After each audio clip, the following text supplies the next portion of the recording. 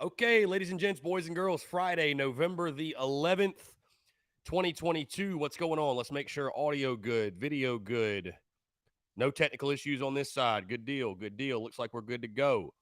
I see Brendan, Kevin Crossland, Gene Travie, Stephen Borwell Jr., Todd Smith, Hunter Kelly, Justin Langford. What's going on? Also, those in the Big Cock Club Discord, head over to the TDC Questions channel, the TDC Questions channel. Hey, it's game day, not just game day eve, right? South Carolina basketball taking on Clemson tonight at the CLA. Kemper, what's up, man? We're back at Carolina Cigars. As you see, we are live from Carolina Cigars in Hilton Head Island. It's a beautiful day, actually, after some rain yesterday, overcast. I walked out on the beach this morning. Absolutely fantastic, man. So the vibes are electric here. Again, Carolina Cigars in Hilton Head. Appreciate them having us once again. If you guys are in the low country, you're in the area, we'd love to have you come on out. I'm in a big open cigar room right now. Anybody can come out, sit down, fire some questions at me, whatever, what have you. But really excited. Again, a lot to get into. Carolina Clemson on the hardwood tonight. Gamecocks taking on the Gators tomorrow. So, again, really exciting times, and we are taking your questions, your comments, your calls, 843-790-3377. Just a heads up, guys, we're going to have Jake Crane call in probably early today here in the next couple of minutes. Before he does, of course, I want to tell you, TDC brought to you by our friends over at Prize Picks. Go download the Prize Picks app. Go to prizepicks.com.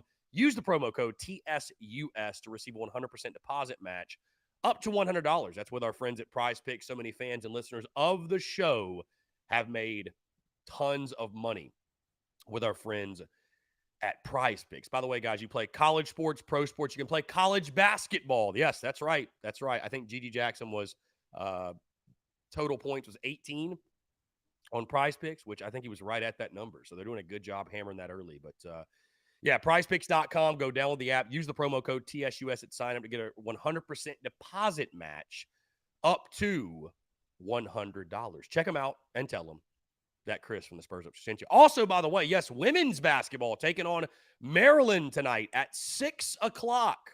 So it's game day all across the board. And as you guys know, this is the time of year where content is truly bleeding out the eyeballs. I mean, genuinely, we got basketball coming up now. Football obviously is in full swing. We're entering the quote-unquote Orange Crush portion of the schedule. So really exciting times, a lot to discuss, really content bleeding out the eyeballs. I think I've already posted 5 times today on Instagram, and I haven't even posted my prediction graphic yet for South Carolina and Florida. Again, guys, we're going to have Jake Crane call in the next couple of minutes or so. I felt like there was something I wanted to get to, and I just forgot it.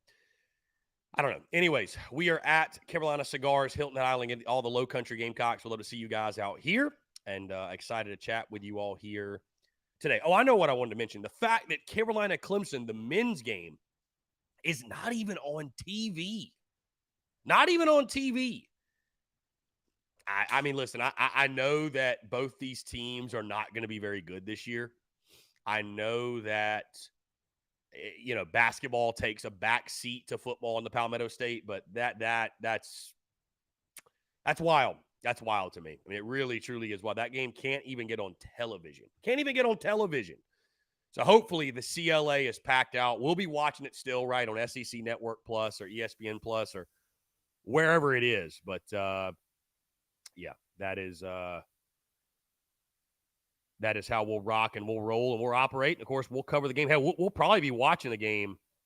We'll probably be watching the game in the Big Cock Club Discord. So if you guys want to join the Big Cock Club, patreon.com/Big Cock Club, you can. And we will be streaming it in the BCC Hangout, I believe, tonight. So, but SEC Network Plus, ESPN Plus, it's going to be one of those two. I saw SEC Network Plus on South Carolina's official website. So I think that's where it's going to be. Guys, in case you missed it right before Jake calls, I'm locked in. I've got the Gators winning tomorrow, 34-30. We'll talk about that, my reasons why all throughout the show. But, yeah, I've got 34-30, man. I've got 34-30. Again, we're waiting on Jake Crane. He will call us here in just a minute. Mizzy Fayum says Hayden Brown's going to be huge in the game tonight. Travis Allen, what's going on? Great to see you. Craig Phillips in the BCC Discord, the TDC question says. We'll get to it in a second, Craig. Here we go. Jake. Jake Crane of Crane and Company joining us as he does each and every single Friday. Jake, what's going on, my friend? How are you? What's up, brother? Just another day closer to the weekend. I'm not sure that you can see my setup, Jake. I doubt you can, but I'm doing very well, my friend. I'm sitting down here right now in Hilton Head Island, South Carolina, in a cigar lounge doing the show. So vibes have been Bro, it's where worse I'm on a having my Friday. bachelor party. At Hilton Head? Yeah, it's where I'm having my bachelor party. Yeah, dude. No. Yeah, Dude, I'm about to crash that. I ain't gonna lie to you. dude. You definitely got to come over. Did you see where we put the Beamer ball towels in the Dude, I haven't seen it yet. I have not seen it yet. Oh, dude, you got to see it. It's literally right by me. All right. Well, after this show, I'm gonna go take a screenshot and post it to our feed because I want to do that. I was looking last week and I got busy. Let me do this. Let me get the boys to pose with it in the studio. Yes, We'll do it. yes. If you could, I will throw it up across all our feeds because I definitely want to post a picture of y'all showing it off at some point. But yeah, when's your bachelor party? If you don't mind me asking. I mean, I don't want to. Man, put it on blast for everybody. So it's next April. We were going to do it during Masters Week, but when you do a sports show, that's kind of tough. Yeah, that's pretty tough for sure. Hey, I was going to say this, man. Carolina Cigars, who I'm down here with, we had an event Wednesday. They're one of my business partners. When you guys are in town, I don't know if you and your crew are Stogie guys, but if you are, these guys here can hook you up. So, oh yeah, Cone is like an old Italian mafia man when it comes to cigars. Like he's look, I'm down for whatever, but Cone like really cigars and bourbon. I mean, he's a savant. Oh well, then yeah, you're going to be in heaven. The Peterson family here, they're from Chicago, so they're good folks, and they'll definitely take care of you. I'll make sure. Like I said, I'm gonna have to come crash it too. I'm just not going to allow. Well, the look, Crane I'm just going boys. to name drop you all over town, so get ready. I love it. Well, Jake, again, I appreciate you taking the time, man. It's obviously always a pleasure to talk to you every single Friday. And Gamecocks are bowl eligible, right? Coming off a win. Yep. They've already exceeded the Jake Crane preseason predictions, obviously thanks to a couple of big wins against Kentucky and A&M. But South Carolina taking care of their business. You know, you win by double digits on the road in the SEC and you cover. That's typically a good Saturday. Let's start offensively and Spencer Rattler, right? That's our favorite guy to talk about. His cleanest effort, no doubt. And I think a lot of that can be, attributed to, I thought the play calling was much better. The scheme was much better. I thought they were able to maximize some things that fit his strengths, right? Going down the field, if you will. He also had a clean pocket to work with. I mean, we knew the Vandy D line wasn't wasn't going to be some daunting task, right? But either way, Spencer Rattler, 3 TDs, no picks. Just your takeaways, what you saw from him Saturday in Nashville. Yeah, regardless when you get to this level, having a good game's a good game. Now, I will say Vanderbilt is like the Pedialyte of the SEC. If you're feeling down and bad, couple hits against Vanderbilt, you're up and moving around, cutting the grass, doing chores again. So that tends to help. But no, there's anytime you go on the road in the Southeastern Conference, it's always going to be tough. And you know what's crazy? I can now say that. I've been able to say that about college football for a long time. I've been able to say that about college baseball for a long time. I've been able to say that about, college softball, equestrian, whatever else it is. Now I can finally say it for college basketball as well. There's never a night off in the Southeastern Conference, especially on the road. And, yeah, look, I do want to say, now, South Carolina goes 6-6. I don't want to hear a bunch of craziness from people about how wrong I was when I said they're going 5-7. There's, these get degrees, but they don't get you into grad school. Okay.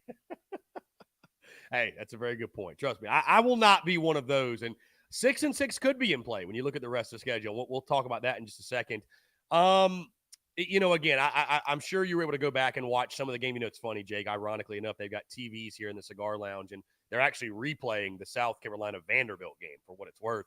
But the Gamecocks, it was an impressive win. You did what you were supposed to do. Like you said, Vanderbilt, the Pedialyte of the SEC, like nobody's throwing a parade because you beat the Commodores who haven't won an SEC game since 2019. But you give up 220 or so rushing yards to Vandy. Do you think it's a real reason, cause for concern? Like, how concerned should Gamecock fans be after that defensive performance going into this final 3-game stretch, and especially against Florida, who their bread and butter is literally running the football? Yeah, we're so far in the season, you kind of have a good idea of who you are. Was there maybe when I go back and watch the game against South Carolina, they were very based in everything that they did. And when you hear people say base in football, they think you're talking about offense. Well, you're just running, the first week of install stuff, maybe a few wrinkles here, but defensively, South Carolina really didn't do a ton that I saw in the front seven. It was pretty vanilla. I think they did that for a couple reasons. One, because they didn't want to do anything crazy and risk getting caught out of the gap and then giving up a big touchdown. But I think Vanderbilt, it was very predictable what Vanderbilt was going against with the South Carolina front seven. But it did surprise me they gave up that much. When you look at this Vandy team, I mean, Swan, you had 2 100-yard passers that combined for 3 touchdowns and also 2 interceptions. Then you did give up, the 226, and that's with Swan losing 13 yards due to sacks and other things like that. But I will say, when you look at the rushing totals, you did only give up 1 rushing touchdown. Now, you gave up 27 points, but when it comes to cause for concern, I mean, yeah, you never want to have a guy rush for 170 on 20 carries, 2 guys throw for over 100 yards, and 2 receivers go for 80 plus and 3 combined touchdowns in the receiving department. So I don't think it was a great performance by any stretch of the imagination for South Carolina's defense, but you got out of there with the dub, and that's what counts.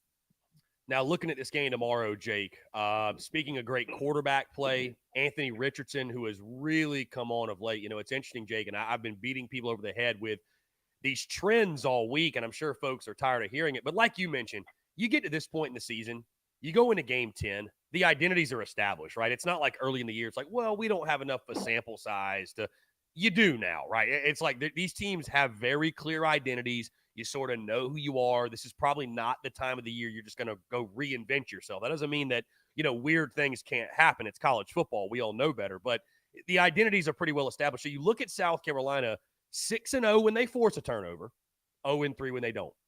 The Gators have not turned the football over in their last 3 games. And a lot of that goes back to Anthony Richardson is playing much better. He's playing like the guy I think everybody expected him to be, or at least closer to it early in the season. And also, he's not having to put the ball in harm's way because they're running the football. With Johnson, with Etienne, and himself, he's averaging 6.6 yards per carry, which I think leads the country in regards to average amongst all quarterbacks. So what you've seen from Anthony Richardson specifically, because this is a guy similar to Spencer Rattler, right, that gets a ton of hype, and there's a lot of debate of where he ranks amongst SEC quarterbacks. Just what you've seen from his game, what you saw early in the season, and what you've seen of late, what has changed for him that's made him so much better lately?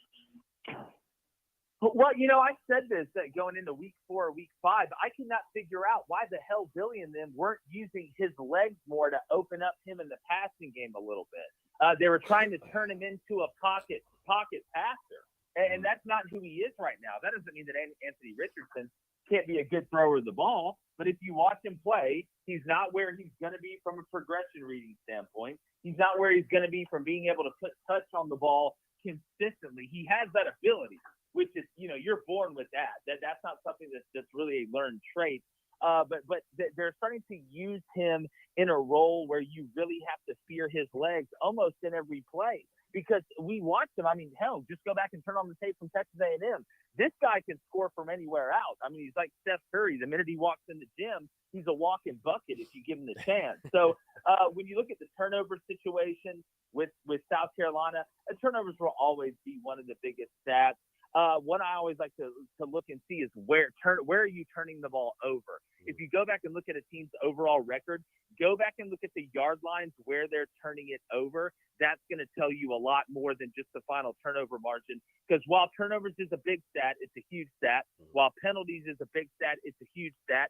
This game will always be determined by field position. But when it comes to defending Anthony Richardson, if I'm South Carolina, guess what we're doing? We're going to go ahead and load that box up, and you're going to have to beat me through the air. It's the same thing I would do if I was Alabama this weekend playing Ole Miss. Jackson Dart's going to have to beat me through the air. Anthony Richardson, if you're going to have a big run play, it's going to be because you broke 2 tackles or one of us fell down. It's not going to be because we didn't have you contained. We're going to try and keep you in the pocket. And the thing I would always tell our defensive ends when I was the defensive coordinator, when you go against a guy like Anthony Richardson, is listen, rushing by the passer is just as bad as losing contain. It's the same thing. You got to treat him almost like Jaden Daniels. You want to get to him so quick that these ends shoot off the ball and they end up going 2 yards past him, which makes it easy on the tackle to throw you by, and Anthony Richardson takes off. And even if you've got a spy, it's still one-on-one. You rush to his upfield shoulder and you work back in.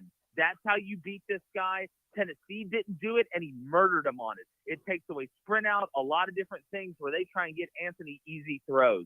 So I know South Carolina, the defensive coaching staff, they have been probably speaking of beating that into their heads, Chris. I don't condone you walking around town hitting people with a baseball bat named Trend, but if that's what it takes, that's what it takes.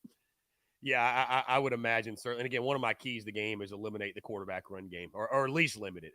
You're simply putting. Yeah, I mean, you got to limit it. You have the right word in there. Yeah. Eliminate. I don't know if that's possible because Anthony's just a freak. Yeah. But you can limit it and by being smart. Yeah.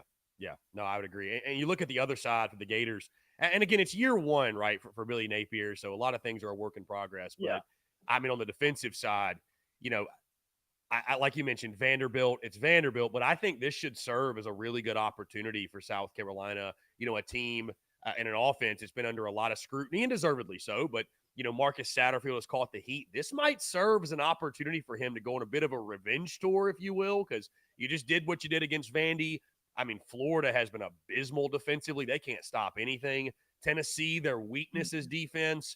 So maybe you can build some momentum here. Have you been, you look at Florida defensively, Ventrell Miller's a nice player, Brenton Cox Jr., they got some guys in the secondary, but Jaden Hill, if you will. But what do you make of the Florida's defensive struggles, man? Because, you look at the statistics and it's ugly. No, it's really ugly. What's blown my mind is how bad they are tackling in space. And look, Billy needs time. Mm-hmm. That roster, while they do have talent, it's almost impossible to not have talent on a roster at Florida. They don't have the depth of talent, especially on defense. Ventrell Miller is the guy I'd draft the first chance I got if I'm an NFL team. He's one of the best linebackers in the country, one of the best playmakers in the country. When it comes down to it, he's the guy that they lean on defensively, not only to make plays, but get guys lined up. That's part of playing that position. But boy, Florida struggles to tackle in space. If I'm Satterfield and I've got weapons like a Marshawn Lloyd, I'm not just lining him up and running him into a brick wall up front against Florida. I'm getting him out in space because Florida gets exposed. It's so crazy these words are coming out of my mouth. Florida gets exposed in space. Like I can't defensively. It's so weird for me to say. But I tell you what, Billy, you look at the way they're recruiting. They just flipped a kid from Miami, a quarterback who I think is a hell of a player. Obviously, whenever you flip a kid from Miami to Florida, it's a big deal. But I think Billy's going to be fine. But this defense, look, you don't go in there. You can't get too cute, but you got to find ways to operate in grass. I know Marcus is looking at that. The thing is with Spencer, this is a team and a defense where one of the only ways that you're going to sit there and let them shut you down is if you put the ball in harm's way and you make stupid decisions. But stupid decisions aren't just limited to turnovers. It's not checking the protection right.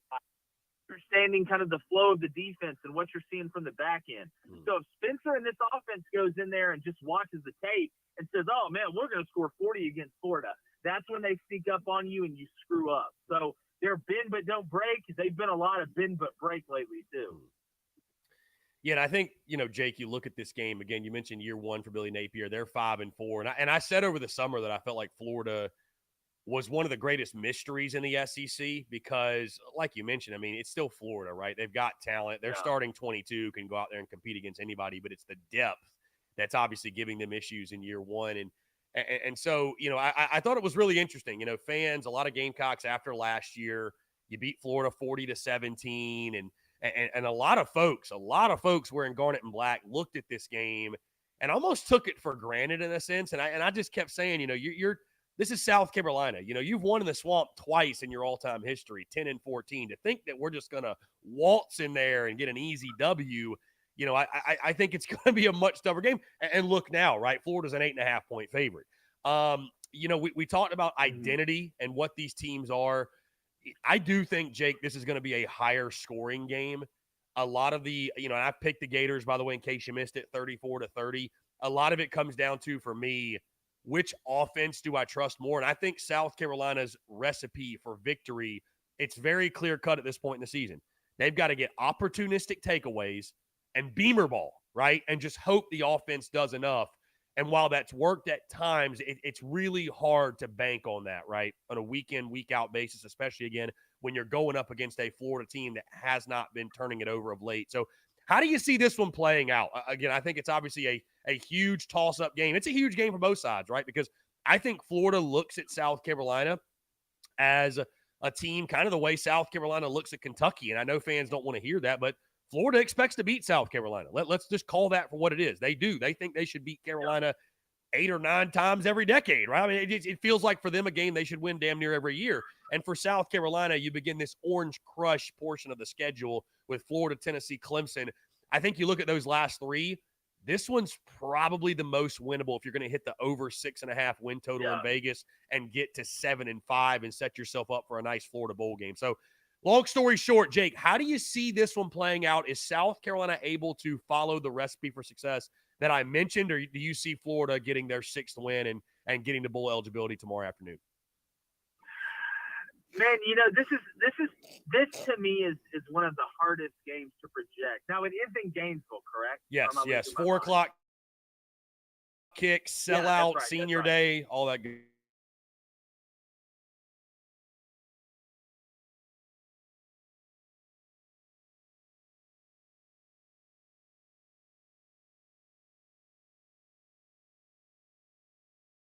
This game, it's literally who's going to play the.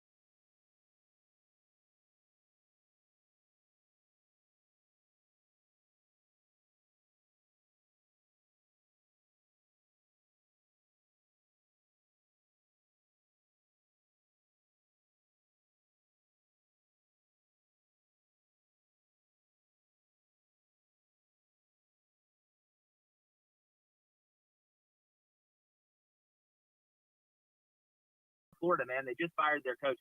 South Florida being bad at football is like Sicily State being bad at making pizza. It just doesn't make sense to me. I've recruited the state, but that's a story for another day.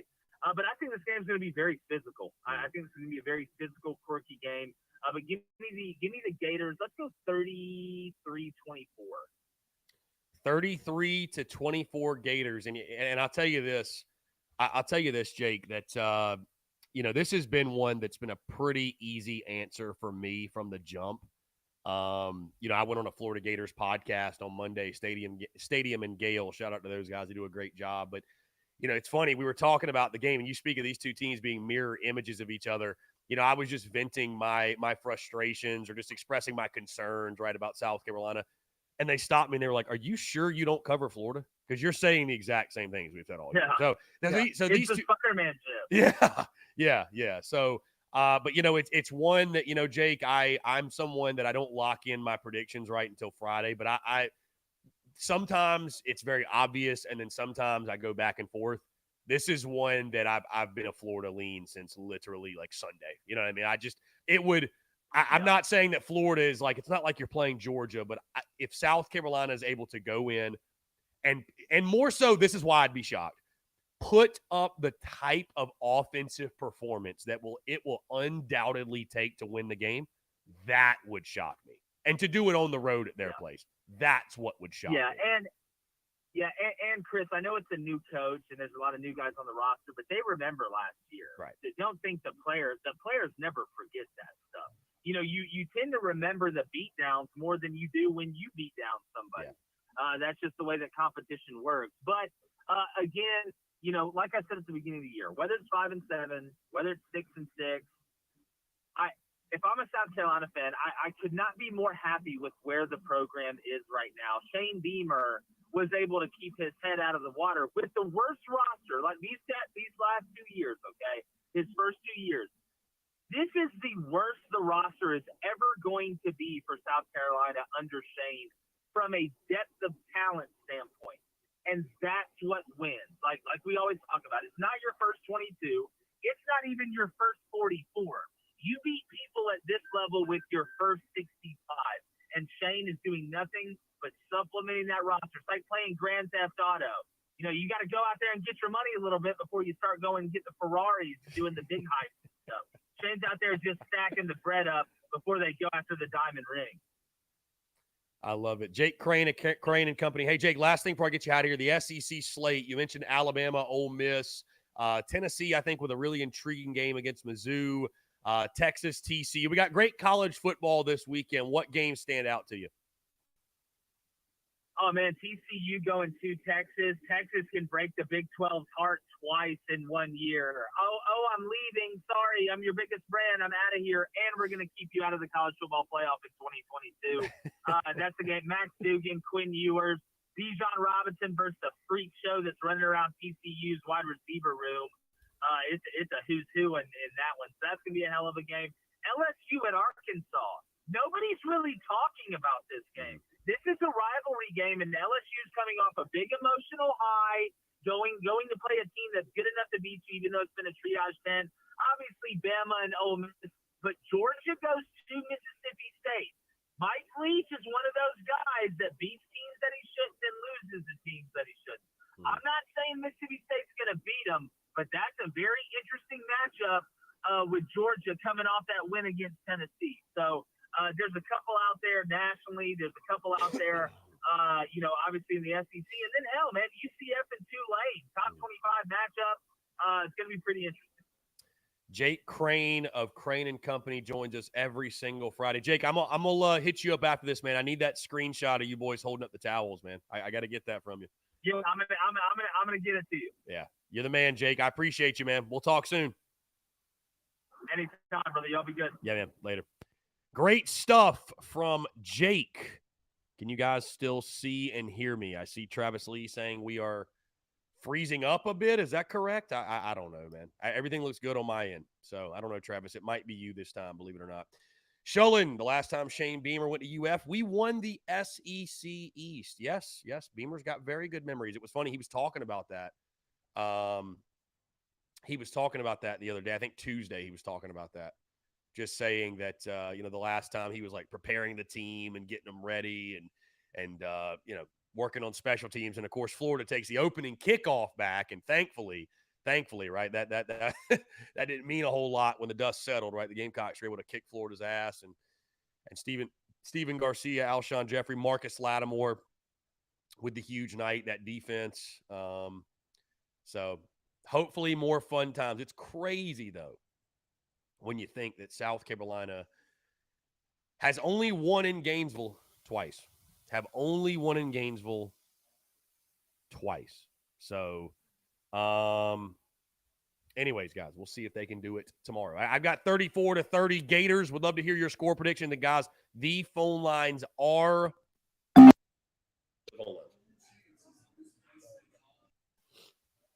Dalton, what's up, man? How are you? How's it going? I'm just trying to catch up on a little bit of schoolwork on my day off. I'm about to say, you've got the day off, right? You're a government employee, right? Yeah. Yeah, you got the day off. Well, congratulations. Get the day off for Veterans Day. I love that. Thank you to all the veterans out there. Yes, for, yes. Giving me this day off. Yes, indeed. But yeah, I am going to be at the Clemson South Carolina basketball, or the South Carolina Clemson basketball game tonight at CLA. And what I wanted to get your take on is, first of all, like, why do you think, we're the underdog in this matchup at home? And also, how do you see the game playing out? Yeah. If we are to get the win here. Yeah. Well, I've got 74-71 South Carolina, but let's be honest, right? I don't think anybody really knows a whole lot about these teams. The Gamecocks beat SC State by 3 in their first game. Clemson beats the Citadel by 11. You look at Clemson's roster, it's not a ton of star power. Brad Brownell's back in a year where, I think he's just trying to probably save his job. I don't know. And then South Carolina, I love the trio of Michi, Gigi, and Hayden Brown. Does Bozeman's Verdant come back tonight? I just think depth for Carolina, I think it's just going to be an issue all year. I just think lack of bodies and depth. And, if the Gamecocks win tonight, it's going to be a lot of because G.G. Jackson carried them to victory, which I think G.G. is going to be very motivated, right? He's an in-state kid. This game matters to him. I think he'll take it personally and he'll play his best and have a good night. But you ask about the spread and, I'll be totally honest with you, Dalton. I think a lot of folks just don't really know what to think about these two teams yet. It's so early in the season, right? This game's normally not at this point. So, and I know it's a kind of a side note to your question, Dalton, but I'm just still so much more shocked. Like the game's not televised. Do people in the Palmetto State still like basketball? Like, that's my question. Like, do people because I think it's even more so, unfortunately. Like, I know people are, students are glad, right? The game is tonight instead of December the 18th or around that time when it is because they're normally gone. But at least at that point, it's like the regular season for football was over. Bowl games aren't happening yet. And, like, the attention's put on that game, right? The game being tonight, it's just like, I feel like a lot of the attention is not even remotely on this game, which is a shame in my opinion. But I don't know. I do think the Gamecocks get a victory. I'm excited to watch it. I'm hoping we get a good crowd out there tonight because, obviously home field advantage is going to be huge really in college big, basketball. and this is one of the ones you want to have. Yeah, this is one you want to have, night game at CLA. If we get a good crowd there and we, have a good offensive performance, the main thing I'm concerned about is just our defensive play. Under Frank Martin, he kind of prioritized defense to like the nth degree. That was the main thing that he cared about, is rebounding well and, working around the rim and all that. And I like that we're taking more shots. We're taking way more shots at the 3-point line. We're, taking more mid-range shots. But just defensively, I don't think you're going to win very many games just by, shooting from the 3-point line against, every single team, So I want to see our defense get cleaned up a little bit. I agree. Because obviously, Clemson doesn't have elite players in their program, but they're still D1 athletes. They're still Power 5 athletes. Yeah. So, this is one you want to have. I think it'll be a very good start for Lamont Paris if he can show that, in year one of his program, he's good enough to beat Brad Brownell when he's been at Clemson for 6 or 7 years. I don't even fucking know how long he's been there, but yeah, it's this is definitely, I'll say this, Dalton, the thing that rings so loud from what you just said, this is one you really need to have. I know Frank struggled against Clemson, and like the expectations for year one of Lamont Paris, like I talked about earlier in the week, right? Like keep them low. It's year one. It's a work in progress. And I think most, if not all, Carolina fans are going to give Lamont Paris that grace period, this grace year, right? Of just, hey, we know the roster was gutted. Yes, you have G.G. Jackson, but realistically, like outside of that, it's probably going to be a long year. I'm not trying to be negative, but like you were picked to finish dead last in the conference. Like, I don't think we're saying anything that's that outlandish. But most fans, all fans want to see you beat Clemson. If you can just do that, I think the rest of the season's just kind of, we'll see what happens. We'll see what we have. But, man, it'd be a shame not to beat Clemson when you have, like, the greatest prospect you've ever pulled in on campus in G.G. Jackson, right? So, but, yeah, defensively, I agree with you. I want to see that cleaned up as well. On your home field. On your home court, in your home stadium, too. Yes. That'd be a tough pill to swallow, man.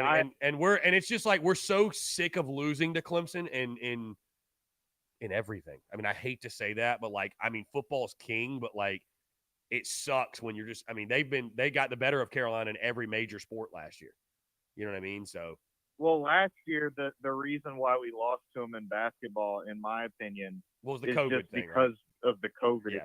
Right. I mean, we were gonna, just not play, but they play, with a skeleton crew of a roster. Yeah. So, when you go into a game like that, it's, while we don't have any depth, it's not like half our team is out with COVID. Yeah. So I'm hoping that we get the win tonight, and then I'm hoping we can go on the road and upset the Gators and get to 7. Really, all I care about at this point is getting that 7th win, because I think for Shane Beamer and this program, getting to 7 wins shows market improvement of the program record-wise, even though, sometimes a record isn't the main thing that shows improvement of a program. But it would be a tangible, number that you could say, you won. We got 6 last year, and we got 7 last year. Yeah, you won more this year than you won last year in the regular season. Yeah, I agree with you for sure. And I think tomorrow's so pivotal, man, because you look, we're starting this Orange Crush portion of the schedule. If you don't beat Florida, I just think the odds that you beat Tennessee or Clemson are they're pretty low. I mean, I think the odds you beat Tennessee are low no matter what. I know will he be at night? Anything can happen. We'll talk about that game next week. But this when you look at these last 3, I do think Florida is the most winnable.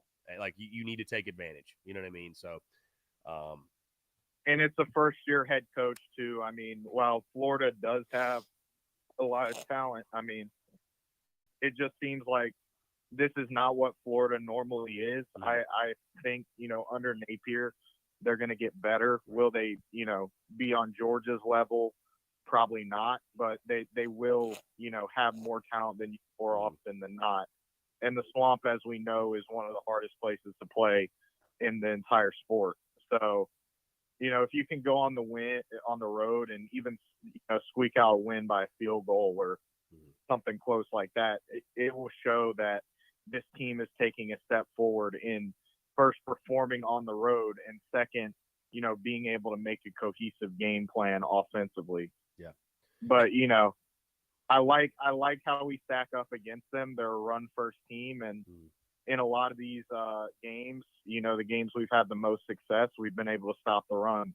Kentucky and Texas A&M are 2 that come to mind. So if we can just execute that game plan, I have faith in Clayton White to get this defensive front ready for that. I think there's no reason why we can't go on the road and get the win. I'll take the point. I'll take us to cover the +8. Yeah. Just because I think it's more likely than not that we cover but don't win. Yeah. But, who knows? Yeah. For sure. Dalton, well said, man. I appreciate the call. Always a pleasure to hear from you. No problem. You have a good one. Yeah, man. You too. Great stuff. Great stuff. Always enjoy hearing from Dalton. And I think he makes a great point, guys, when you talk about this game tomorrow. It's a huge opportunity for South Carolina because, Florida right now is down, right? They're 5-4. Like, this is the worst version of the Gators you're probably going to see under Billy Napier. And you won last year against them. You took advantage of a down Florida under Dan Mullen. Shit hit the fan there, obviously. I think it's pivotal for South Carolina to take advantage of Florida while they are down, while they are figuring themselves out under Billy Napier, because they're only going to get better, right? And I thought that was what was so interesting. Over the summer, fans looked at this game and kind of scoffed, like, oh, we're going to beat the hell out of Florida. They stink, and they've got a first-year coach. And, I'm not saying this is what's going to happen tomorrow, but I'm sure Florida felt the same way going into the game against us last year. Oh, South Carolina, they're terrible, first-year coach. And then we turned around and kicked the shit out of them. So who knows, right? Who knows? But I do think when you talk about SEC East hierarchy, maybe this is the team, right, that Shane Beamer, coaches. It feels like a lot of them have just those teams, those matchups. They go up against them, and they always just seem to get them, always seem to beat them. Even Will Muschamp, right? He dominated Tennessee, both at Florida and South Carolina, until it went south. So maybe Florida's that team for Shane Beamer. And again, when it comes to building this program and elevating this program and SEC East hierarchy, this one is a massive matchup, could get you to 7, and it'd be a huge win in year 2 of the Shane Beamer era. Guys, appreciate you all tuning in. Let's see. Let me see. Zach Attack says we're 6-0 in night games. Technically, Florida, South Carolina will be a night game by the time the second half against Florida starts. Hey, Zach, I like where your head's at. All right, guys, we're going to jump into our first break. On the other side, though, right, we've already talked to Jake Crane, so we got nothing but your questions, your comments, your calls, and more. You're tuned in to the Daily Crow.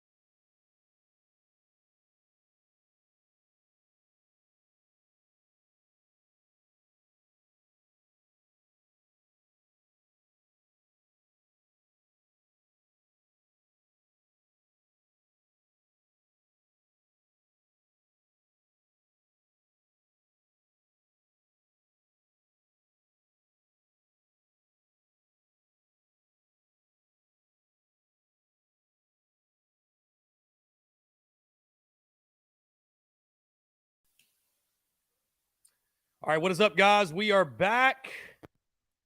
We got about an hour 15 to go. We're going to open this thing wide open, taking your questions, your comments, your calls. Phone lines are open.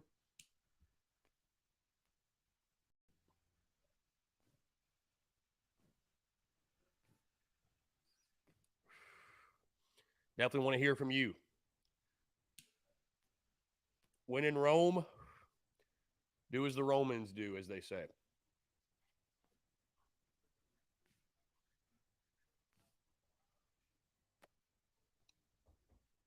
Appreciate our friends over at Carolina Cigars for having us.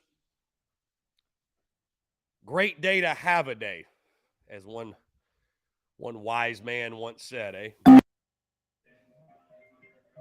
All righty. Let's From Robbie Davis, Zaxby's Hall.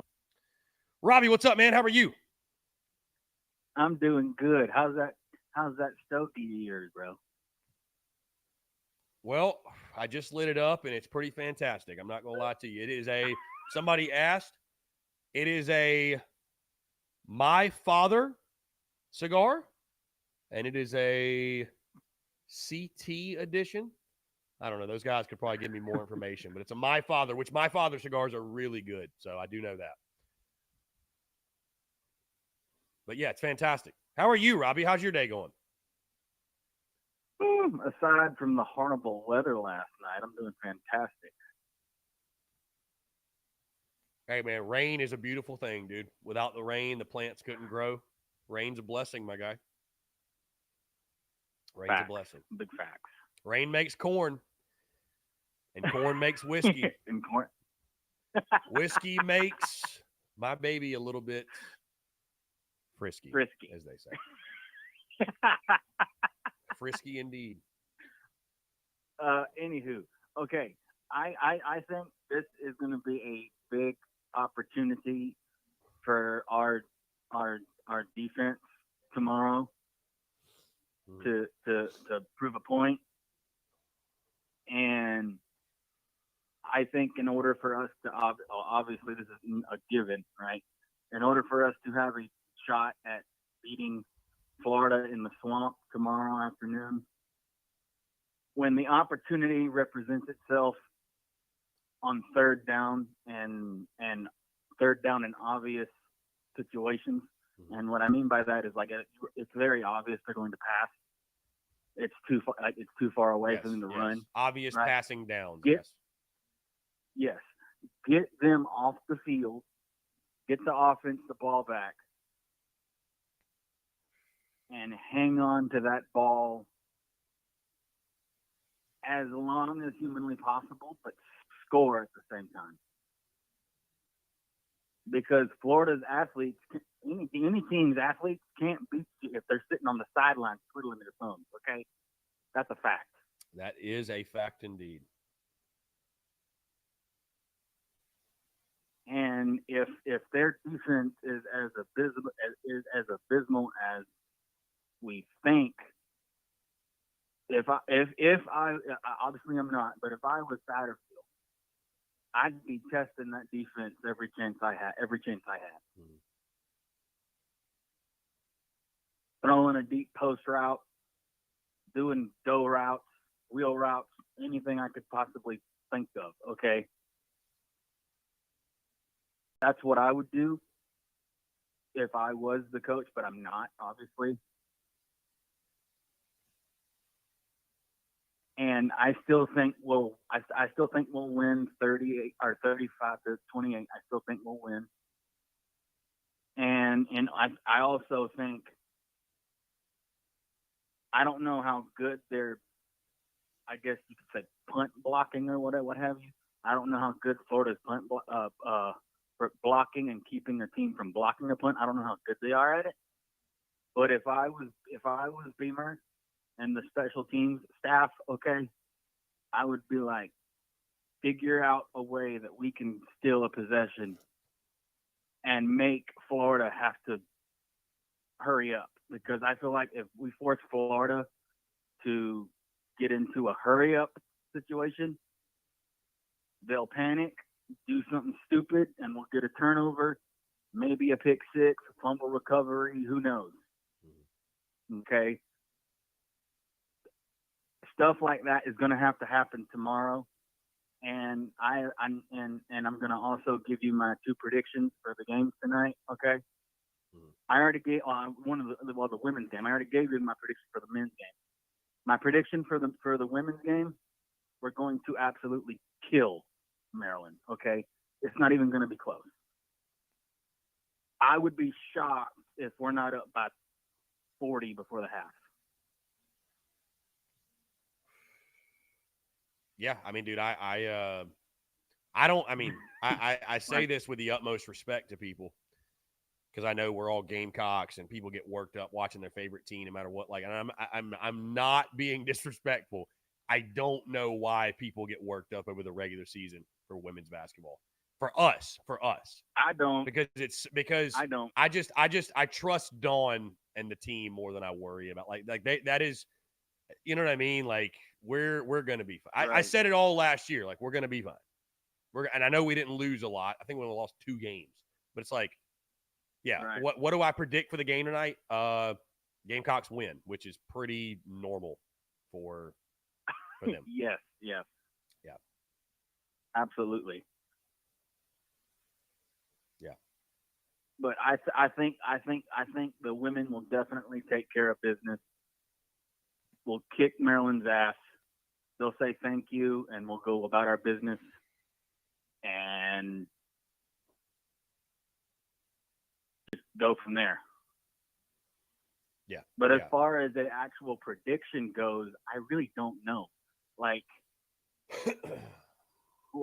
last year, right? Last year, we didn't really have depth. And basically, everybody that we played against knew that we were going to get Boston the ball. But with the players that Dawn has added, a lot of that weight is now off of Boston.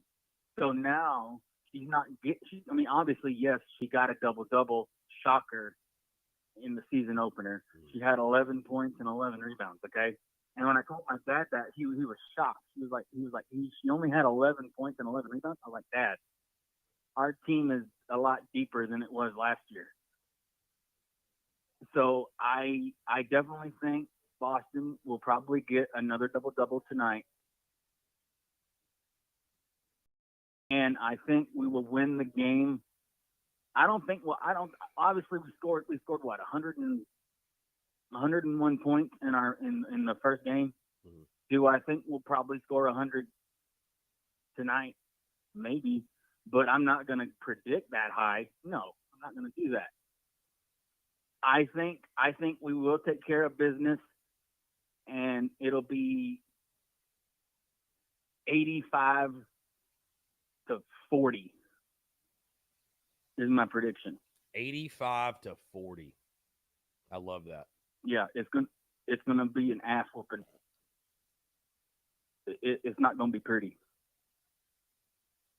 And I think in order for the men to have a chance at beating Clemson, because like every other Carolina fan, I'm getting really sick and tired of losing to Clemson, especially in sports that we should beat them at, which like baseball, for instance. Okay, no, losing to Clemson in baseball is uncalled for. I can handle losing to anybody else, but losing to Clemson in baseball is our sport. Yeah. No. Well, and let me by the way, let me cut you off real quick, because you bring up a great point about Carolina and Clemson baseball, and I never got around to this.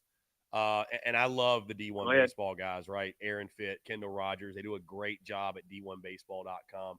But they rank their top 100 programs in college baseball right now. And they had South Carolina at 32, and they had Clemson at 31. Slapdicks. What? I love them. But slapdicks. That's a slapdick call if I ever seen it, bro. I think Bakich from Michigan, a good player also, a good coach, but to rate Clemson ahead of South Carolina as a baseball program is a joke. I don't care if it's only one spot. Yeah, I don't care if it is one spot. That's uncalled for. Whoever decided that needs to be fired.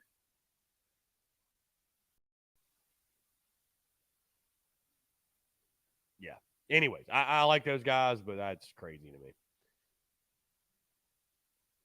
And I did watch the men's season opener. I watched it, right? And I watched it very intently, not just watching it as a fan, but like analyzing it, right? Because it's a lot easier for me to analyze a basketball game than it is a football game. I'm just being honest, okay? Because in football, there's so much stuff going on. And in basketball, you're only watching 10 people on the court at the same time, okay? And I truly think with this team, if we can somehow, obviously the season opener wasn't perfect. We only beat State by 3, okay? But if this team, I truly believe if this team gels the way I think they can, we could have not a great season, but we could have a decent season, which we haven't had a decent season in men's basketball in forever. Okay. But I think if that were to happen, we could have a decent season in Lamont's first year. Yeah. Yeah, and again, I think there's no expectations, and which is how it should be. I mean, just let's see what we got, and we'll kind of roll from there. So, right. But and I agree with Jake Crane, by the way. In order for us to get Florida off the field whenever they're on offense, minimize the QB runs. And if he does run, make him pay for it. Hit him hard enough to the point to where he looks at the coach and says, "I don't want to run no more." Then he becomes a pocket passer. Then it's easy pickings. Because if you turn a running quarterback into a pocket passer, he's a goner. So I would tell anybody in a Carolina uniform, hit that quarterback hard. I want you to hit him so hard that he goes over to his coaches and tells them, "I don't want to run no more. Don't call no more QB runs. This is no." Because if he starts getting scared, he's going to make a mistake, and like I said, we'll capitalize off of it and get some points, hopefully, and walk out of Gainesville with a dub. With the 7th W of the season, with 2 more games to go. And I'm hoping that and here's another thing. This is another thing. If I was Satterfield, okay, even though yes, he is a slap dick, don't really like him too much, okay, he is a slap dick, straight up, okay. If I was the OC, I would have had Bell at wide receiver the whole time. Screw putting him at running back. So you put him at running back, they already know right off the get he's getting the football. I would have him at wide receiver. Yeah. Put him all over the place. Put him like in the slot or anywhere else. Don't put him at the running back position. Mm-hmm. He's too good of an athlete to be put at the running back position. Let somebody try to cover him and be like, all right, let's see if your corners and safeties can cover one of our best players in open space, which I don't think Florida can do that because their defense is abysmal. Same with Tennessee. Their defense ain't that great, but their offense is putting up points like it's the lottery, okay? Yeah, I think it's going to be a high-scoring game for sure. It's gonna be an interesting Saturday, that's for sure. No doubt. Robbie, what'd you say? 35-28, right? Your prediction? 35-28 Gamecocks. I got the Gamecocks taking care of business. I love it. And then for the men's basketball game, I got us winning by 10, 75-65.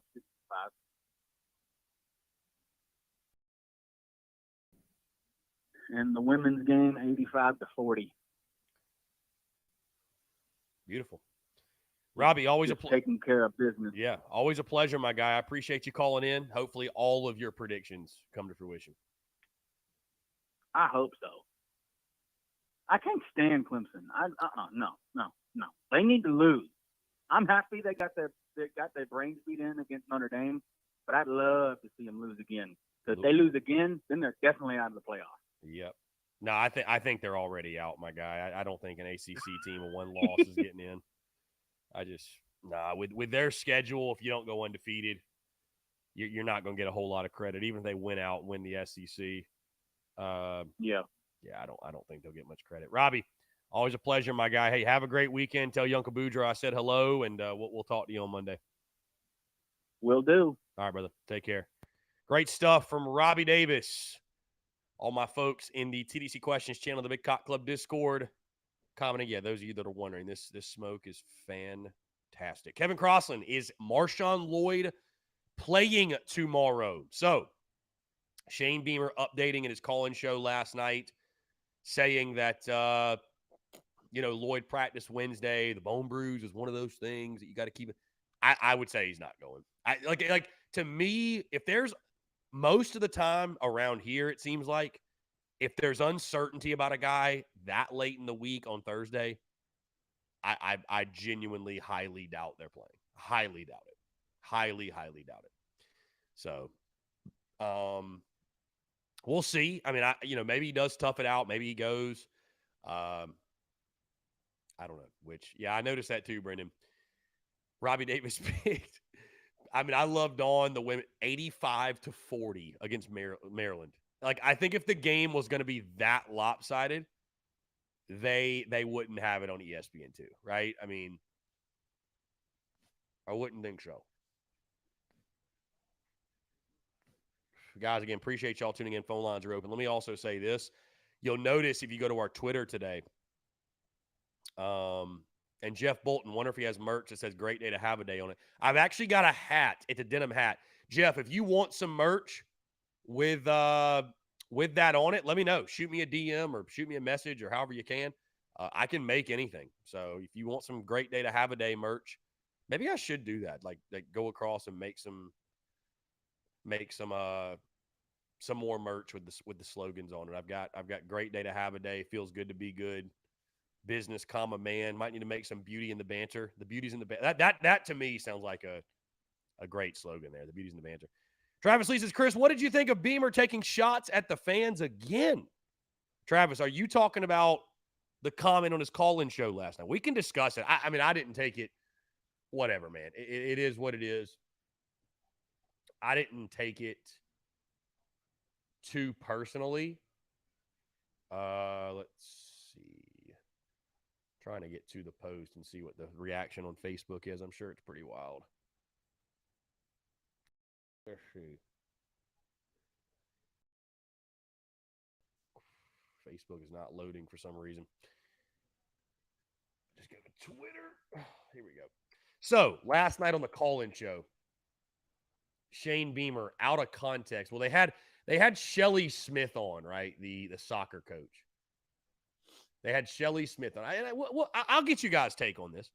Shelly Smith on talking about building the program, and Todd Ellis said it takes a long time to build a successful program. And Shane Beamer chimed in and said, quote, say that louder for the people in the back. What do you guys, I mean, I don't think that, I don't feel like that was a shot at the fans. I know it's a comment that people don't really want to hear, because here's the problem. Here's the problem with Beamer saying that. Like, the pushback is going to be, and this is not me going at Beamer, this is just honestly, like, the pushback is going to be, well, what about Josh Heupel? What about what Josh Heupel's doing at Tennessee? I know that's just one scenario. Because I was going to say, well, what about Sam Pittman? But, I mean, Arkansas has, seems like, imploded, right? I don't know what's going on in Fayetteville. Look at Brian Kelly at LSU. Granted, the roster and the personnel, I think, is much different at LSU. I think LSU's always good, or always talented, if nothing else.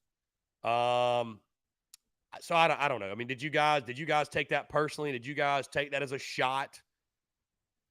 I didn't necessarily take it that way, but And I tell you, it's funny. I'm sitting here right now, and in the cigar lounge, we got 2 TVs, right? And SEC Network's on, and they're showing the replay of the Carolina Vandy game. And I'll be honest with you, watching this game back over again, I can't lie to you and tell you it makes me feel more confident about tomorrow. I think Jake Crane worded it beautifully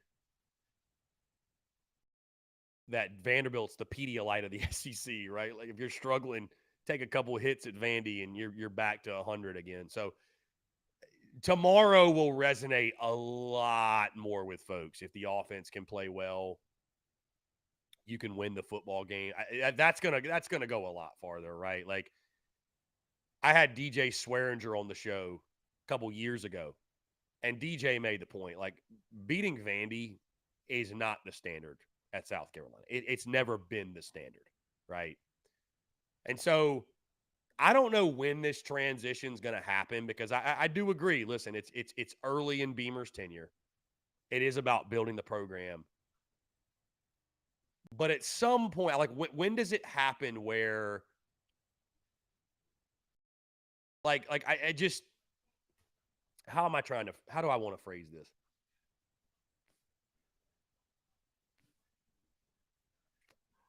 Beating Vandy's not the standard. It's never been the standard. And when will it come? When will we get back to the point where it's like it's not even celebrated? Beating Vandy's like beating SC State, guys. Like beating Vandy's like beating Charlotte. Beating Vandy's like beating Georgia State. It just should happen. It should happen. And there's that whole respect your opponent dynamic. You don't have to respect your opponent when you beat them 14 in a row. Is what it is. Death, taxes, and the Gamecocks beating the Commodore. So when does it shift for Beamer where it's like, if we don't win the SEC East, we didn't have a good year?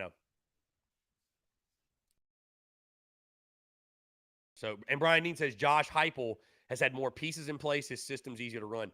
So then let me say this, because, Brian, I think a lot of people disagreed with this or because most Gamecocks I talk to say that,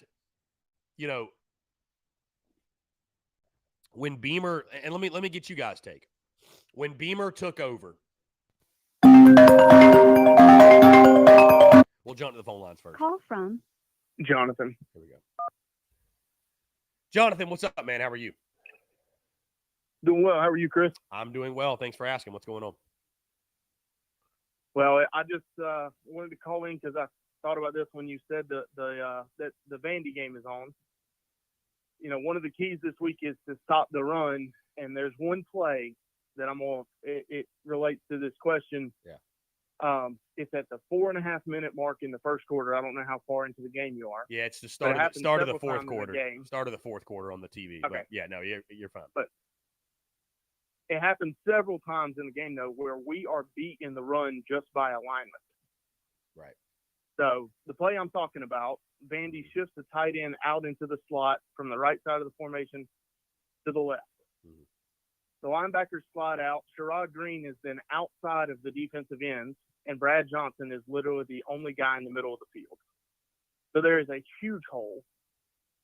When Vandy snaps it, nobody blocks Gilbert Edmonds. Nobody blocks Sherrod Green. And the first guy who makes contact with him is Nick Imamori, like 25 yards down the field.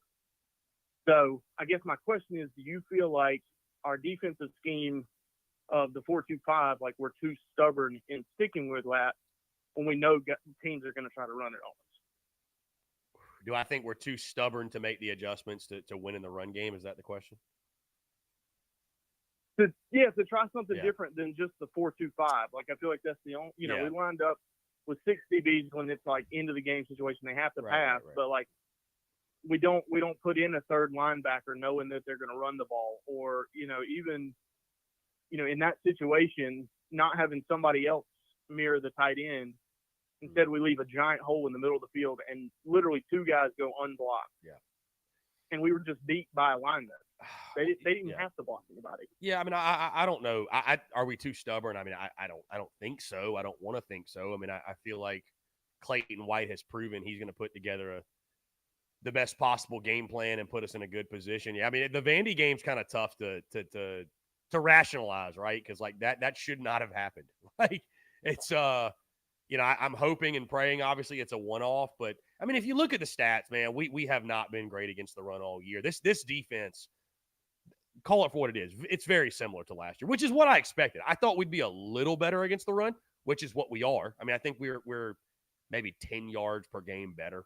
Secondary is still really good, but we definitely still struggle to stop the run. There's no doubt. So I don't know if it's a stubbornness thing. I don't know if it's somewhat of a personnel thing. But yeah, I mean, definitely you're seeing that on. Let me tell you this, my man, you're seeing that on film. You're seeing that in the replay. They're definitely seeing it too. So is somebody not where they're supposed to be, or I don't know. I don't know. All you can hope is that obviously they make the adjustments for tomorrow because Florida sees it too, and I'm sure they will exploit it if we're not in position. So. Yeah, I just saw it several times. I usually watch the game back after the initial time through, just because when you're in the emotions of it, you're just looking at, oh my God, they gave up a 30-yard run. Yeah. There's a big pass play. But I've seen it several times. It seems like pretty much if you want to create a giant hole against our defense, shift the tight end out into the slot, and our linebacker will follow them. Now you've got a linebacker playing outside of a defensive end. So, but yeah. We'll see how things go in Florida. Got to make some adjustments for sure. Have to. I agree with you, my man. Hey, great points, great insight, my guy. I appreciate the call. Yeah, thank you. Yeah, man. Take care. All right, go Cox. Yep, go Cox. Appreciate you. Great stuff. Great call. Again, 843-790-3377. Travis says we have games where we look okay. For the most part, we struggle to stop the run. That's changed. Travis, we've been trying to stop the run since 1892, right, my guy? Oh my goodness, yeah. It's and I think he makes a lot of great points. I mean, alignment. I mean, we got to be able to stop the run tomorrow against Florida. Back to the conversation though before that about the Tennessee thing, right? I guess I'd pose the question: do people feel like Tennessee was in a much better position than South Carolina when Heupel took over, right? Was he in a much better position? So we got a note from the crowd. Oh, beautiful. Beautiful. You know what? I was going to let you up one up. Dude, yeah, I went ahead and why not? You know what I mean? Yes. So I definitely want to make note of this because I know he tuned in yesterday, commented, Carolina Cigars, and yours truly. We want to thank former Gamecocks basketball player Jeff Rulston. Is that how you say his last name? Rulston? Stopped in yesterday. He actually commented yesterday, right? You guys might recall this. Jeff commented yesterday, hey, great to see a Gamecock down in Beaufort County, down in the Low Country. He was heading to the West End on Hilton Head. He actually came in yesterday after the fact, bought a bunch of cigars, had some great conversations. And I didn't know Jeff when he commented. Played basketball at USC. So how about that? You just never know. You never know who's tuned in. You never know who's calling. Heck, I had a guy last weekend at our watch party in Greenville. A guy came out that played for South Carolina football in the 80s, was a walk-on, but he played in the 80s, played under Joe Morrison. So had great conversation with him. He brought his family out. I want to say thank you to him. And you just never know who's gonna roll. I appreciate you, Tom. But yeah, Jeff, thank you so much for coming out. Thank you. Yeah, and Carolina Cigars obviously wants to say thank you to you, and I want to say thank you to you as well, guys. I think something that's so cool is, whenever we partner up with someone, we bring on a new business partner, sponsor, if you will, whatever. You guys always show love and show support to them because you know that their success brings us success. And that's the beautiful thing, right? That's what I've loved since the jump of doing this is that, the majority of our partnerships are with small business owners and small businesses. We have the Prize Picks of the world and some of the others that are kind of, you're more just national. But even for like Prize Picks, right? Like you guys, it's not just some stagnant thing. Like the partnerships and the relationships we have, they're very dynamic, right? It's a lot of kinetic energy where it's like, you guys are showing love. You guys are making sure they feel the impact of it, right? So I can't say thank you enough for that, right? I can't say thank you enough, and I want you to know that's a huge point of emphasis. When I bring a business partner on, that hey, it's you're gonna feel the love from my people. My people trust my word, right? I'm not gonna lead my people astray, and so I just want to say thank y'all for that so much, man. It means so much. I mean, it means so freaking much. So thank you from the bottom of my heart, truly, sincerely. Let's see. Chuck says Beamer taking shots at fans. Fans show up, and they did not against Mizzou. Beamer needs to hold himself accountable, leave the fans alone. That loss is inexcusable. If Beamer can't handle the heat, he might need to get out of the kitchen.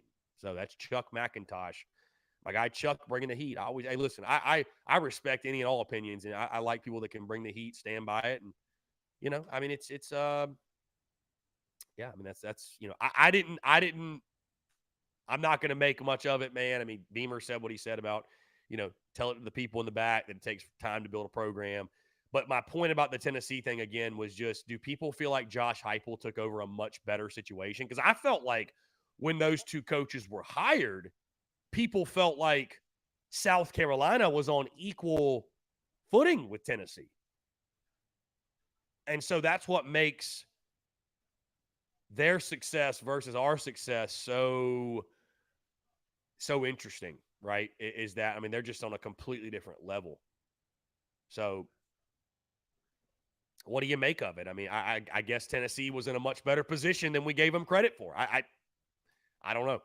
I don't know. Either that or just their willingness to be creative offensively, and couple that with they brought in some good recruits. They've got great tradition. It's still Tennessee football. So Greg Bedinger, did you make predictions already? Yeah, I've got us beating Clemson 74-71. I've got us beating, I got Florida beating Carolina 34-30. I've got the women beating Maryland. We'll go 68-55. I'll take Carolina to beat Maryland.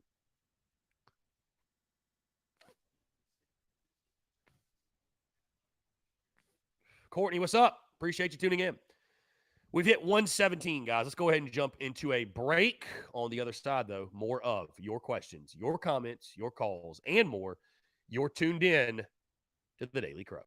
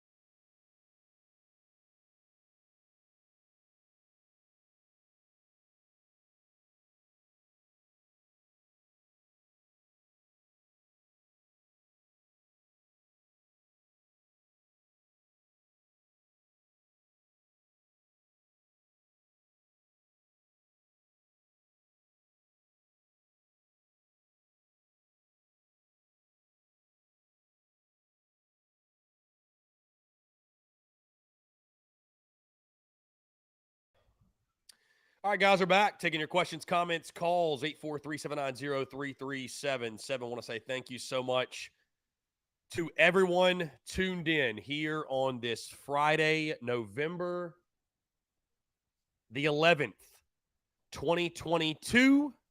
It is game day. It is also game day eve, of course. With basketball returning, it's going to be game day a lot. It's going to be game day often. These next couple of weeks are obviously some of the most fun weeks of the year with basketball and football overlapping. So, again, really going to enjoy it, obviously. Again, I appreciate y'all. And, we talk all the sports here, basketball, baseball, football. I know football is king, but I appreciate you guys. And I'll say this too. As we grow and evolve in business, right? My top two focuses, I would say, now as an entrepreneur are efficiency and flexibility, right? That's one of the reasons I moved out of Columbia. That's one of the reasons I love doing remote stuff so much, is because, there's a lot of people in life that wish they had flexibility to travel, go wherever, and also still be productive and support themselves and what have you. So I feel like it's something that, people ask me, why'd you leave Columbia? I was like, I just feel like it would have been foolish. It would have been a mistake not to take advantage of very, very unique flexibility, right? And then, of course, efficiency and time management, and you're doing a bunch of different things, and you want to be as efficient as possible. So I say all that to say this, though. My number one objective and my goal every single day is to produce the best possible content, the most entertaining content, also informative as well. But I say that to say that we'll jump to the phone lines. Chase Floyd. You guys control the conversation and the topics of send a convo. voicemail. Press. Chase, what's up, man? How are you? Out here working in the rain, man. Somebody's got to do it. I hear you. I can't see. I had to turn you off earlier. I just got you in my ear instead of having the video up too. I couldn't take it no more. You up there with your cigar, feet up, chilling, and I'm out here with wet socks and shoes. It's all right though. My feet look like this, so yours can look like that. You know what I'm saying? You're the queen. You're the queen slayer, man. You're the queen slayer. Yes, sir. Yes, sir. I'll be real quick. I'm just going to give you my prediction because I've been trying to do it once a week. I'm not going to put on my garnet glasses and make that mistake again. Find some joy, like Chase. Did, Find some joy. But it's hard on a rainy day, Chris, being a delivery guy. I'm saying it's hard. But anyway, I'm gonna say. Sorry, I'm doing some stairs while I'm talking to you. Yeah. I'm gonna say Carolina comes out, and hopefully we see some building like the Pedialyte from last week being Vanderbilt. Hopefully there is some momentum though that we get from that. I mean, we did some things, with Lloyd not being there. I did feel like, it's hard to decide, what was truly us just dominating and how much of that was Vanderbilt's worst defense in the league being out there not being able to stop us either. But it was nice to see. Regardless, the players can build off that, and that's what I'm hoping. We come out and we're able to do something. Do you know the weather update? Is it supposed to be sunny down there tomorrow? Yeah, I don't think weather is going to be an issue. I haven't checked weather for Gainesville lately, but I don't think the storm stuff is going to impact anyway. So I think we should be fine. Yeah. Okay. I don't want to be a Tennessee fan, coming the weekend and blaming the weather for them, what happened to them in Athens last week. But I would hope, we're going to come out and Rattler's going to have another solid game. I think it really depends on what Richardson does. I mean, he's their Heisman Trophy contender when he's on and when he's not. That's the difference in the ball game with them. I know you said if they rush for over 210 yards, they've won every game, and if they haven't, but that's probably all him. I mean, he's broke out all those runs, man. He's such a dynamic player. Yeah. But if he shows up tomorrow it's hard for me to say with a vote of confidence that we'll beat him. But I either see it being of two things: either we squeak out a close win, or we go get our back doors blowed off. Just depending on how he comes out. Yeah. And I'm going to go ahead and say 31-21 Florida. That's my prediction for the week. The Cody Gaskins pick of the week. And for Clemson, Carolina tonight, I do think how sweet would the weekend start off with just a little taste of revenge, beating the Tigers, going into Florida, and maybe we get that win down there. I mean, who knows? But I'm gonna say 68-61 in that ball game. I like what I saw from our starting five. Hopefully, like you said, the issue is obviously depth. So hopefully the depth. The lack of depth will not show itself tonight, and it'll still be enough with Gigi seeing that little bit of rat poison, as you will, with them bantering about. You saw Gigi said time to go to work when Clemson was chatting at him on Twitter a little bit. Mm-hmm. So hopefully, I liked his emotion he showed against South Carolina State. Coming out there passionate. So hopefully we get the win on that. So I feel pretty good about that for tonight. It'd be nice to break a streak against with Clemson. I don't know how many they've won in a row now, but I know last year was kind of unfair. Mm-hmm. But yeah, I'm gonna go with that as my picks. I'm not gonna hold too much every time I gotta get back in the truck. Not gonna promote myself anymore, but I will promote the Big Cock Club. If you're not in there, get in there. Big Cock Club After Dark's kind of wild. Somebody asked him about a body count last night. That's the stuff you don't want to miss. Where it all goes down. Anyway, Chris, appreciate what you do. I'm glad you're dry. And see you soon, brother. Chase, you're the man. Queen Slayer out. Appreciate you. Great stuff. Great stuff from Chase. Legend. Yeah, the Big Cock Club. Our hangouts are fun, man. They if you don't know what I'm talking about, we've got like there's a channel in the Discord where everybody can join, and everybody's joined in via audio, right? And so it's just wide open banter. You can stream while you do it. And, that's probably where I'll be. That's definitely actually where I'll be watching a lot of the basketball and baseball games is in the BCC Hangout. So if you guys want to hear my live thoughts, reactions, I'll be in there watching the games and, taking it all in. I actually apologized to I didn't know my BCC folks were in the Hangout last night. I went to dinner with some buddies and then got home and really just kind of got in bed. To be honest, I was pretty tired, but I'm tired now. Okay, they're saying it's going to be 77 and beautiful at kickoff, so I don't think weather's going to play much of a factor in the game. I'll tell you this too, and I'm sure somebody will reply, "Find some joy," but I've felt Florida, like I said, from early in the week. I've felt Florida all week long. This is one that. The win over Vandy didn't do a lot for me, to be honest. Let's jump back to the phone lines. Justin, what's up, man? How are you? Doing good, Chris. How you doing today? I'm doing well. Thank you for asking, man. What's going on? I want to say, Chris, how you doing your vacation? Well, it's good, man. I mean, I'm still getting after it. So, but no, it's great being down in Hilton Head, man. Our friends at Carolina Cigars are taking good care of me. So, got to walk out on the beach this morning. So it's going well. It's going well. I'll be here till tomorrow, and then about 1 o'clock or so, I'll head over to Somerville and do the whole watch party thing, and then we'll finally hike it back to Greenville. But it's been great, man. I love getting out and about. I love the studio, obviously, but it's great to switch up the vibe a little bit and see. I'm thoroughly enjoying myself. I appreciate you asking.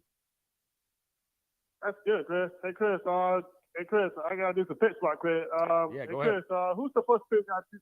Yeah, who's the first people got to do? Who has to check out new game? The noon game is Kentucky-Vandy tomorrow, and I will take Kentucky to win. I think they cover 17.5. I think Vandy sucks. I really do. I don't think Vandy's good. So I think Kentucky will cover and win that ball game. Yeah, I go with Kentucky too, Chris, because Kentucky, they're trying to get 7 wins, because Vandy has not yet got an SEC win this season, huh, Chris? They have not, and they haven't gotten an SEC win since 2019. So I don't think that's going to change tomorrow. No, give me Kentucky. Who's next, Chris? Well, Carolina, Florida. How about that? I got the Gators 34-30. Who you got? I think the Gamecocks got to start showing some improvements on defense, but the thing about it is to stop a mobile quarterback. That's the thing about it. Yeah, that's the scary thing, man. If Anthony Richardson really gets going, it's going to be tough for Carolina. But that's one of the reasons. It's kind of like I'll put it to you this way: both teams will be able to run the ball. So let's just call that even, right? I think on the road, I don't know that you're going to be able to get those opportunistic takeaways and the special team stuff. So which quarterback do you trust more? And just which offense as a whole do you trust more? I got to side with Anthony Richardson, man. I cannot trust. I still can't trust Marcus Satterfield in this offense. I can't do it. And I don't trust that Spencer Rattler's not going to turn the football over at least once. Anthony Richardson's been really, really good of late. So I think he wins that battle, and I think Florida inevitably wins the game. Yeah, I agree, Chris. I got to go with Anthony Richardson, too, because I don't trust Marcus Stafford either, Chris, because what did he show you last week? Oh, yeah, it's Vanderbilt, right? It's he Vandy. Show you that much, right, yeah, Chris? Yeah, I mean, if you want people to give you a little bit more benefit of the doubt, do it this week. Like, doing it against Vandy is great and everything. It was a feel-good game. Doesn't mean a whole lot. Yeah, I agree, Chris. But yep, it is. It's sad that we can't keep people healthy, huh, Chris? Yeah. I mean, it's yeah. I think actually the health, I know the secondary's been beat up a little bit, but I think the health of the football team's fine. But I think it's a 50-50 game. Could go either way. So we've got Tennessee, Mizzou, and LSU, Arkansas at noon as well. I'm taking Tennessee to cover 20.5. And I got LSU covering 3.5, I believe it is. That LSU Arkansas game, though, is scary because it's like that spread is so low at Arkansas. How does LSU handle the big win over Bama? But I'm going to take both the favorites. Yeah, me too, Chris. I take LSU too, Chris, because LSU knows they control their own destiny. You know that? Yes, they do. I think LSU, it's a must-win for them, obviously. Then we've got Bama, Ole Miss, 3:30. Bama 11.5, I think, is the spread. I got Ole Miss covering, man. I think it's a close game. I think Bama is mortal, very, very mortal this year. Not saying Ole Miss wins, but I think the Rebels do cover. I think it's a close game. Yeah, I had to cover. I had to go with Ole Miss covering, Chris, because I don't know Ole Miss go. They're gonna say, well, we got to win this game because if they win this game, Chris, we're gonna be behind LSU. The LSU has to lose one more game, right, Chris? Yeah, exactly. Bama, by the way, has not, get this, Bama hasn't lost back-to-back regular season games since 2007 in the regular season. Have not lost back-to-back regular season games since 2007. Then we got at 7. Wow. Yeah, then at 7 we got Georgia and Mississippi State. Dogs on the road are I forget the spread on this one. I think it's like 17.5 or something like that. I think I've got State covering too. I think Georgia obviously wins, but I think after an emotional game against Tennessee, I think State will cover. Who do you like in that one? I gotta go. I gotta go with State to cover, Chris, because he said about Mississippi State. My lease has now said no white team, right, Chris? Yes. It's tomorrow that they're doing. Georgia, I think Georgia is the most complete team in college football. I think they will. I think Georgia's a good chance they repeat as national champions. But I do like Mississippi State to cover. And then finally, Texas A&M on the road at Auburn, 7:30, sold out ball game. Oh wow. I forget who I took in this. I think I took A&M. I think I took A&M. Yeah. Who do you like? Yeah, and you say about this, Chris.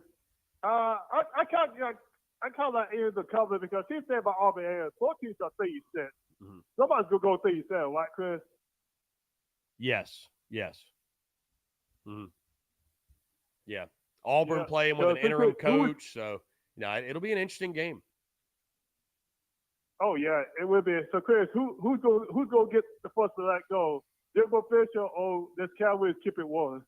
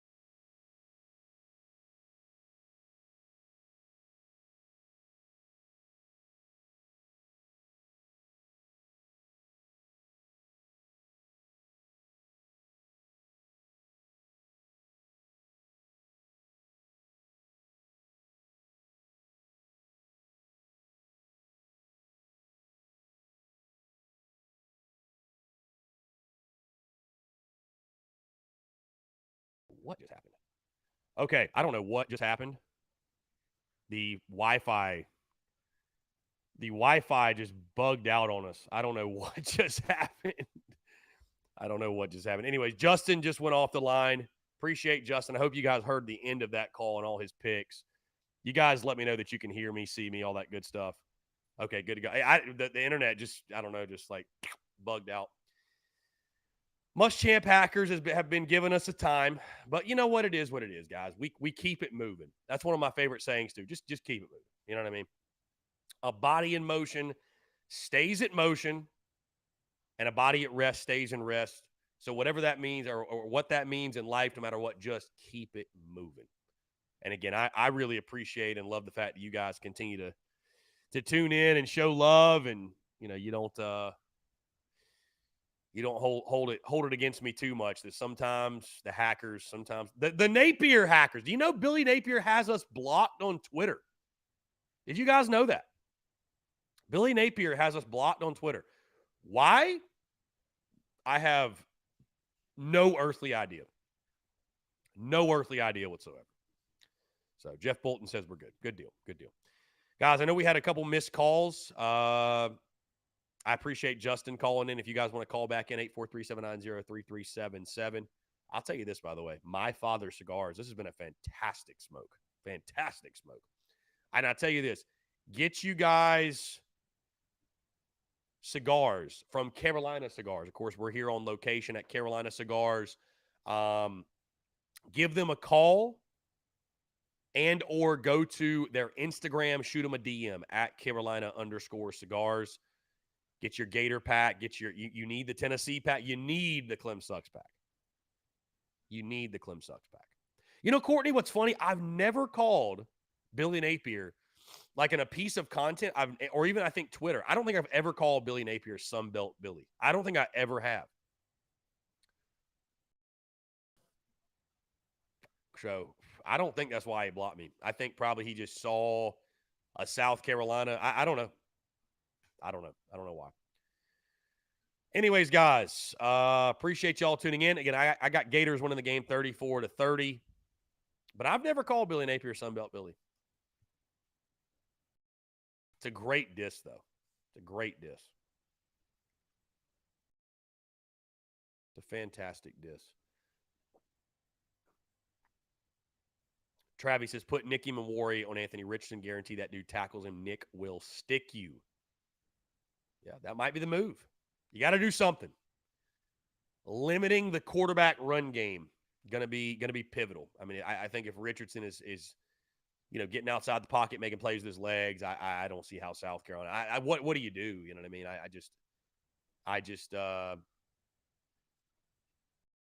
I don't know that there's much of an answer. So, but again, similar to what you saw against Vandy, similar to what you've seen in all the Gamecocks wins. It's the recipe's simple, right, for Carolina. Opportunistic takeaways, Beamer ball. And I'll just say this, and we talked about this in the Twitter Spaces on Wednesday.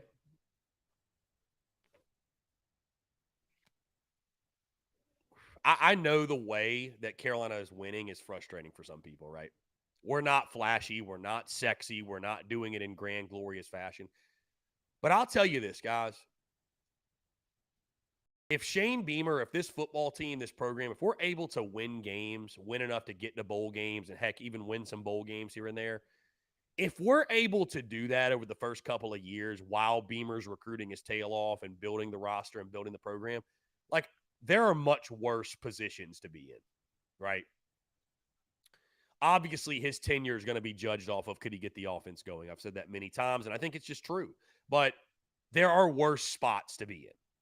Now, granted, it leads to a lot of very up and down results, as we've seen, because there are times where you'll look really, really, really, really good, right? When the turnovers are coming and special teams is winning. There are also times when you have a game like Mizzou, and guys, I think if Carolina doesn't force a turnover tomorrow and they don't get a special teams play, I think the game could get out of hand. I really do. I think Florida's run game, I think they could control the football game with their run game. I mean, I think the Gators come into this one with as much confidence on the on the offensive side, as they've had all year, I think one of the reasons I don't love the matchup is because I think that Florida's very beatable, but it's going to take a good offensive performance. And while the Vandy win was a lot of fun, it was great. It was what you needed. You got to bowl eligibility. I didn't see much. Like I don't draw conclusions from that one and say, oh, well, we just figured it out offensively. For sure. Got outscored 13-7 in the second half. It's just like I think Florida's going to throw some jabs. I think you're going to throw some jabs. I think at the end of it, though, I think Florida is going to have a little bit more. They're going to throw a couple more jabs than you've got. I just don't think South Carolina is going to be able to withstand it. Now, again, if you're able to win defensively in regards to takeaways, if you're able to win the special teams facet, block a punt, block a kick, convert a fake, well, then all of a sudden it changes, right? I mean, and that's why special teams, beamer ball, that's why it's so important for South Carolina. Because in these first couple of years, you got to be able to steal some wins. Steal some wins to show progress. They've been able to do that. I mean, give them credit. Tip your cap. But this one tomorrow, I think, is pivotal because if you lose this one, there might be a chance you finish 6-6. And I wonder what the mood of the fan base will be if you finish 6-6. I don't think folks are going to be all too ecstatic for that. So.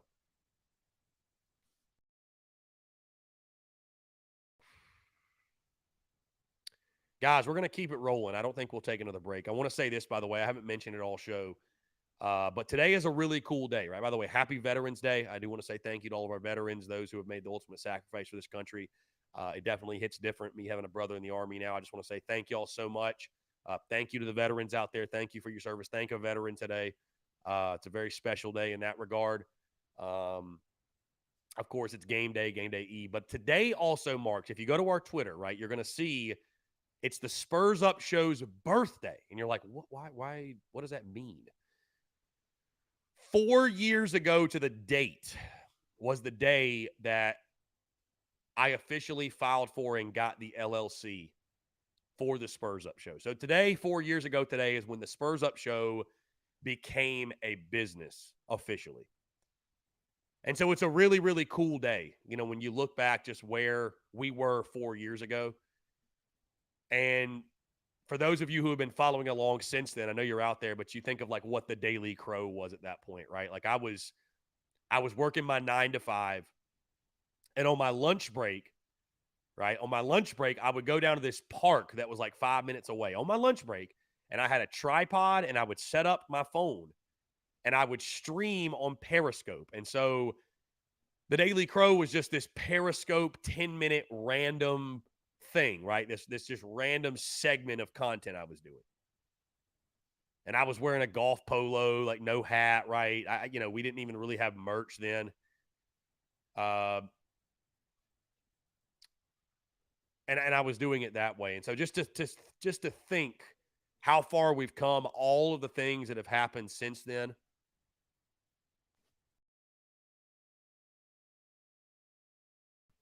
All the milestones and achievements, and to think, that's what we were doing 4 years ago. And now today we sit here, we're in a beautiful establishment, Carolina Cigars. We're in the cigar lounge smoking a stogie, doing this thing full time. Obviously, business is booming, merch is flying off the shelves. It's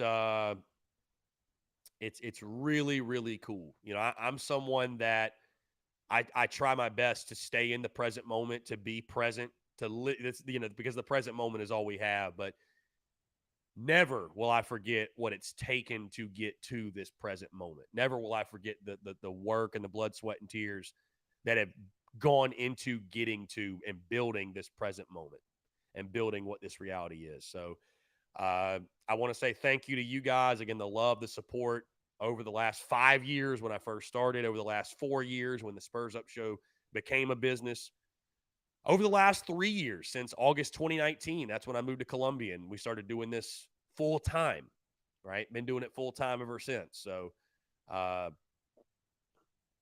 just can't say thank you guys enough. It's a really cool day. And, 4 years ago, we took a chance.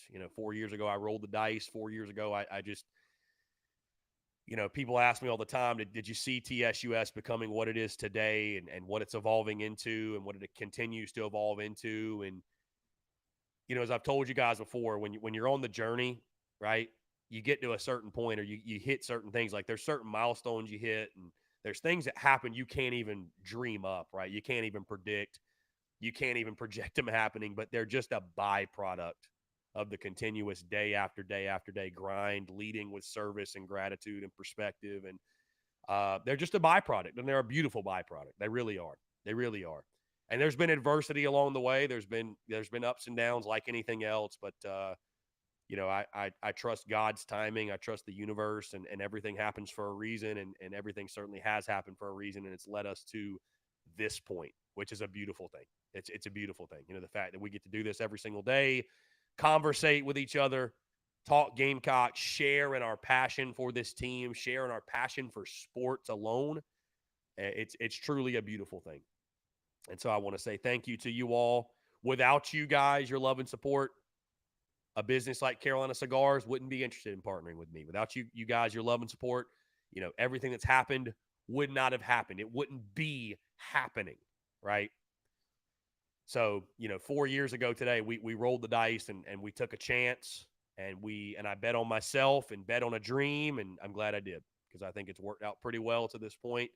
And as I say all the time, it's just the beginning. I really do believe that. That's the exciting part. You know what I mean? I think you are, you're in the right thing when, you just kind of keep that day one mindset. It's day one every day. You know what I mean? And it's just you're 1% of the way there, and you're just trying to get 1% better every day. And the joy is in the journey. I say it all the time, but it's true. The joy is in the journey, and the journey itself. You found something. You found your dharma, right? Your calling. The journey, when the journey's more fun than the end destination, and I don't even know. Like people ask me, like, well, I've had this question come up, like, what's your end goal? I don't ever want it to end. I don't see an end. 4 years ago, I didn't know I'd be sitting in a cigar lounge smoking a stogie and wearing all my own merch, and I didn't know exactly how it was going to play out, right? But I never put limiting beliefs and expectations on myself, the business, anything I do. Never would put limiting beliefs in any way. There is no end. There's unlimited possibility. That's the way I view it. So I want to say thank you to you guys. I know that was a little bit of a spiel, but it's one that was much needed today, and it's just really, really cool. You look back over the years and the evolution of everything, and it's a really neat thing. It's really neat what we're doing. You know what I mean? Sometimes I have to stop and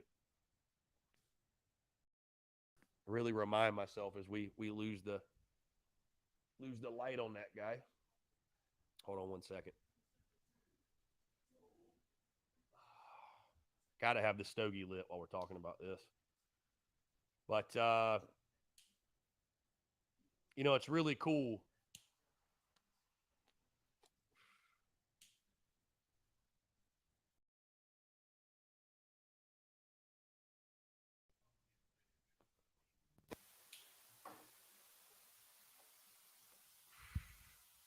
What we're doing is really neat, man. It is. It's really, really neat. It's really neat because I'll tell you guys kind of a funny thing. There we go. One of the questions I get a lot from people is, this is your full-time thing? And I used to take that kind of as like what do you mean? Like you can't tell, like, all the content. And my thought process on that shifted, right? I went from thinking of it that way to what a compliment. It's a compliment because what we're doing is so rare and it's so unique, right? That 99% of people, 99.9% of people, they can't fathom doing what we're doing, every single, like, this is a possibility. You know what I mean? So what we're doing is cool. It's I'm so grateful for it. And again, without you guys, the love and support, none of it will be possible. So thank you all so much. I just want to say thank you. I appreciate it. Happy birthday to TSUS. This is a day for all of us to celebrate, and I'd say we're celebrating it accordingly. I'll probably smoke another stogie today just to – why not? Why not? You know what I mean? Feels good to be good. John Edward, the game tonight's at 7. Carolina Clemson, 7. Women play at 6. They're on ESPN. Let's jump to the phone lines here. Call from Hunter. Hunter, what's up, man? How are you? I'm doing good. What about you? I'm doing pretty well, man. Appreciate you asking. What's going on? Yeah. So everybody, I always keep thinking about that. Everybody forgets about that Florida game from last year.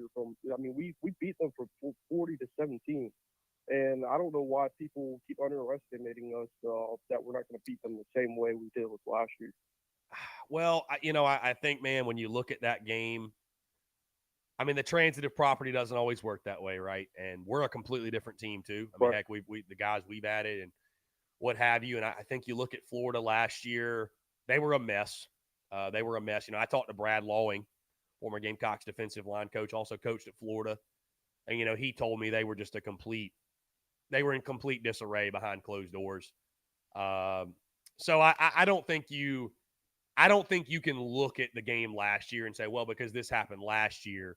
And let me ask you this, my man.